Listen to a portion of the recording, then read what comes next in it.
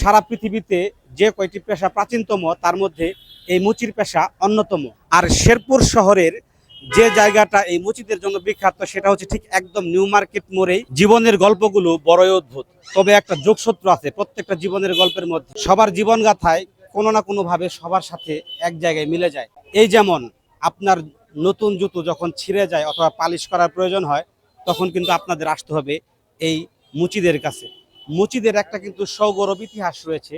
তাদেরকে মূলত ভারতের পশ্চিমবঙ্গ, আসামের ছত্তিশগড় এই অঞ্চলগুলোতে তাদের উৎপত্তি।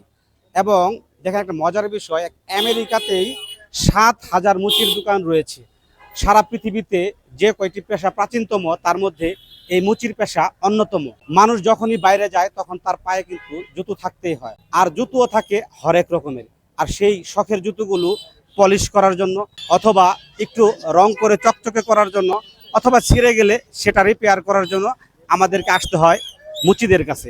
আর শেরপুর শহরের যে জায়গাটা এই মুচিদের জন্য বিখ্যাত সেটা হচ্ছে ঠিক একদম নিউ মার্কেট মোড়েই।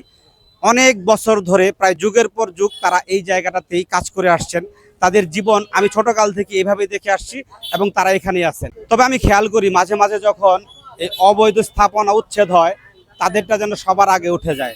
এটা আসলে আমাদেরকে করার আগে শেরপুরের কর্তৃপক্ষদের আরেকটু ভাবা উচিত। তাদেরকে কি আরেকটু স্যাক্রিফাইস করে তাদের জন্য স্থায়ী একটা ব্যবস্থা করা যায় কিনা পৌরসভার আন্ডারে, সেটাও ভাবা উচিত। কারণ তারা আছে বলে আমরা একটা সেবা পাচ্ছি। তাদের জীবনগাথা সফল হোক, তারা এগিয়ে যাক, এই হচ্ছে আমার কথা।